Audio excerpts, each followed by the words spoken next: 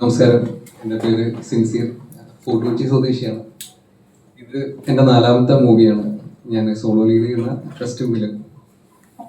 ഒരുപാട് സന്തോഷമുണ്ട്. Hello hello hello ഒരുപാട് സന്തോഷമുണ്ട്. ഇന്നിപ്പോൾ ഇത്രയും പേരുടെ ഹലോ ഹലോ അല്ല ഇത് ഓക്കെയാ. ഓക്കെ ഓക്കെ അപ്പോൾ ഒന്നുകൂടി പറയാം. തന്നെ മലയാളികൾക്ക് പ്രിയങ്കരിയായിട്ട് നടിയാണ്. എപ്പോഴും സ്ട്രഗിളിങ് ഫേസ് ചെയ്യുന്നുണ്ടോ ക്യാരക്ടേഴ്സ് കിട്ടാനായിട്ട്?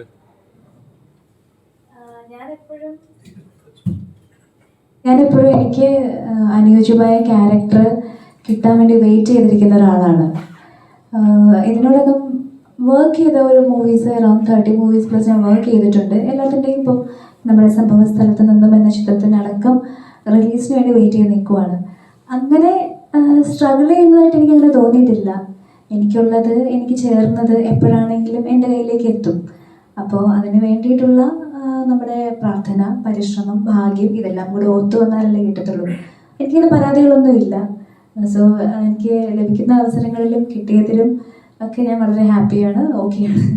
എപ്പോഴും തോന്നിയിട്ടുണ്ടോ ഒരു ക്യാരക്ടർ ബ്രേക്ക് ചെയ്യുന്ന ഒരു ടൈപ്പ് ഓഫ് കഥാപാത്രം കിട്ടിയിരുന്നെങ്കിൽ? പിന്നെ തീർച്ചയായിട്ടും അത് നമ്മൾ എപ്പോഴും ആണോ ഉറപ്പായിട്ടും ഇത് നിങ്ങൾക്ക് മനസ്സിലാവും. അത്രയും ഗംഭീരമായിട്ട് തന്നെ ആള് ആ ഭാഗങ്ങളെല്ലാം അഭിനയിച്ചിട്ടുണ്ട്.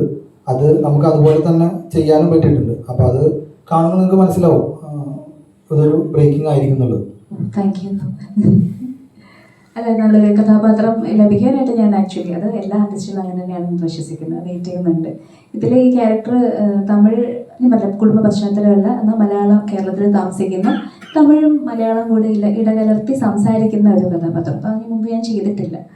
അപ്പോൾ നന്നായിട്ട് വന്നിട്ടുണ്ടെന്ന് വിശ്വസിക്കുന്നു. അല്ലേ?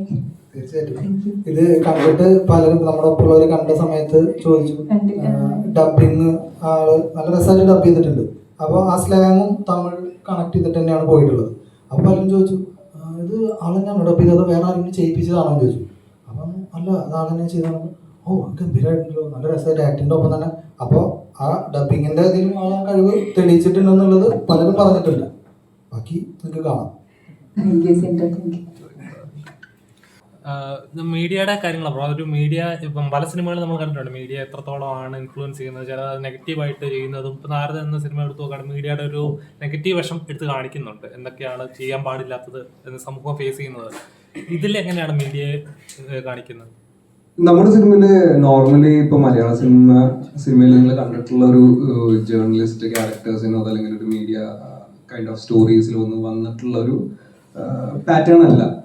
ഇത് കുറച്ച് ഒരു മൾട്ടിലേയേഴ്സ് ഉള്ള ഒരു ക്യാരക്ടറുമാണ്. എക്സാക്ട് ഒരു മീഡിയ ബേസ് ചെയ്തിട്ട് complete all in all media base ചെയ്തിട്ട് പോകുന്ന ഒരു സ്റ്റോറി ലൈനും അല്ല. നമുക്ക് കുറച്ചധികം എലമെന്റ്സിൽ വന്നിട്ടുണ്ട്. വേറെ നേരത്തെ ഇപ്പൊ ക്രിസേട്ടൻ സൂചിപ്പിച്ച പോലെ തന്നെ സോഷ്യലി റെലവെന്റ് ആയിട്ടുള്ള പല ഇഷ്യൂസും നമ്മൾ ചർച്ച ചെയ്തിട്ടുണ്ട്. അതൊക്കെ ഈ ഒരു മീഡിയ പേഴ്സന്റെ പോയിന്റ് ഓഫ് വ്യൂയിലൂടെ ആയിരിക്കാം. ബട്ട് നമ്മളപ്പോഴൊക്കെ ഈ ഏത് വിഷയത്തെ കുറിച്ചാണ് സംസാരിക്കുന്നത് ആ വിഷയത്തിന് ഫോക്കസ് കൊടുത്തിട്ട് ആ വിഷയത്തിന്റെ ആധികാരികത എത്തിക്കാനായിട്ട് അല്ലെങ്കിൽ ചർച്ച ചെയ്യാനായിട്ട് ശ്രമിച്ചിട്ടുണ്ട്.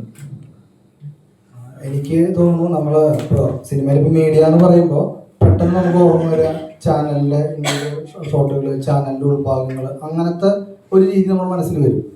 ഇതൊരു മീഡിയ, ന്യൂസ് മീഡിയ തന്നെയാണ്. എങ്കിലും ചാനലിന്റെ ഉള്ളിലുള്ള ഒരു സെക്ഷൻ അല്ല നമ്മൾ കാണിക്കുന്നത്. ഇപ്പോൾ നിങ്ങളെ പോലെ ക്യാമറയും ഇതൊക്കെ ആയിട്ട് നമ്മൾ ചാനലിൽ നിന്ന് പുറത്തിറങ്ങിയിട്ട് ഷൂട്ടിനായിട്ട് പല സ്ഥലങ്ങളിലേക്കും പോകും. ആ സ്ഥലങ്ങളിൽ ഉണ്ടാകുന്ന സംഭവങ്ങളാണ് കണക്ട് ചെയ്യുന്നത്. ചാനലും അല്ലെങ്കിൽ ചാനലിന്റെ ഉള്ളുമായിട്ട് ഓഫീസ് സെറ്റപ്പുമായിട്ട് ഒരു ബന്ധവും നമ്മൾ സിനിമയിൽ പറയുന്നില്ല. ഇവർ പുറത്തേക്ക് ഇറങ്ങുമ്പോൾ അനുഭവിക്കേണ്ടി വരുന്ന ഒരുപാട് പ്രശ്നങ്ങളും ഒരുപാട് സംഗതികളൊക്കെ ഉണ്ടാവും. കാരണം നിങ്ങൾക്കറിയാം, പല ഷൂട്ടിന് പോകുന്ന സമയത്ത് പല ബുദ്ധിമുട്ടുകളുണ്ടാവും. ഇങ്ങനെ ഉണ്ടാവുന്ന ബുദ്ധിമുട്ടുകളും അതിനൂടെ അവർ അതിനെ തരണം ചെയ്തു പോകുന്നതായിട്ടുള്ള കാര്യങ്ങളാണ് സിനിമയിൽ കൂടുതൽ ചർച്ച ചെയ്തത്. പിന്നെ നേരത്തെ പറയാൻ വിട്ടുപോയത്, മുതിർന്ന മാധ്യമ പ്രവർത്തകരായിട്ടുള്ള ഹാഷ്മി താജ് ഇബ്രാഹിം, പിന്നെ ക്രിസ്റ്റീന ചെറിയാൻ, ഇവര് രണ്ടുപേരും നമ്മുടെ സിനിമയിൽ നല്ല 2 ക്യാരക്ടേഴ്സ് ചെയ്തിട്ടുണ്ട്. പിന്നെ അതിനോട് അനുബന്ധമായിട്ടുള്ള ഒരു കാര്യം കൂടെ പറയണേ, ഈ മീഡിയ പേഴ്സൺസ് നേരത്തെ പറഞ്ഞല്ലോ, അത് നെഗറ്റീവാണോ പോസിറ്റീവാണോ എന്നുള്ളത് ചോദിച്ചല്ലോ. എനിക്ക് തോന്നുന്നത് 2 സൈഡിൽ നിന്ന് നോക്കുമ്പോഴും 2 രീതിയിലും നമുക്ക് വേണമെങ്കിൽ കാണാം. ഒന്ന്, ഈ റിപ്പോർട്ടർ ഒരു സോഷ്യൽ റെലവൻ്റ് ആയിട്ടുള്ള വിഷയങ്ങൾ മാത്രം മറ്റുള്ള റിപ്പോർട്ടേഴ്സ് കാണാത്ത ആംഗിളിൽ കൂടെ അത്തരം കാര്യങ്ങളെ പുറത്തേക്ക് കൊണ്ടുവരാനാണ് മാധ്യമങ്ങളുടെ മുന്നിലേക്കും ജനങ്ങളുടെ മുന്നിലേക്ക് എത്തിക്കാനായിട്ട് അങ്ങനെ ഒരു എത്തിക്സ് ഉള്ള ഒരു മാധ്യമ പ്രവർത്തകനായിട്ടാണ് സിൻസിയർ ചെയ്തിട്ടുള്ളത്. അതിനിടയിൽ അവിചാരിതമായിട്ട് സംഭവിക്കുന്ന ചില കാര്യങ്ങളും കൂടെ ഉണ്ടെന്ന് മാത്രം. അങ്ങനെ അത് നെഗറ്റീവ് ആണോ എന്ന് ചോദിച്ചാൽ അങ്ങനെയല്ല എന്ന് തോന്നുന്നു. എനിക്ക് ഒക്കെ പോസിറ്റീവായിട്ട് തന്നെയാണ് കണ്ടത്.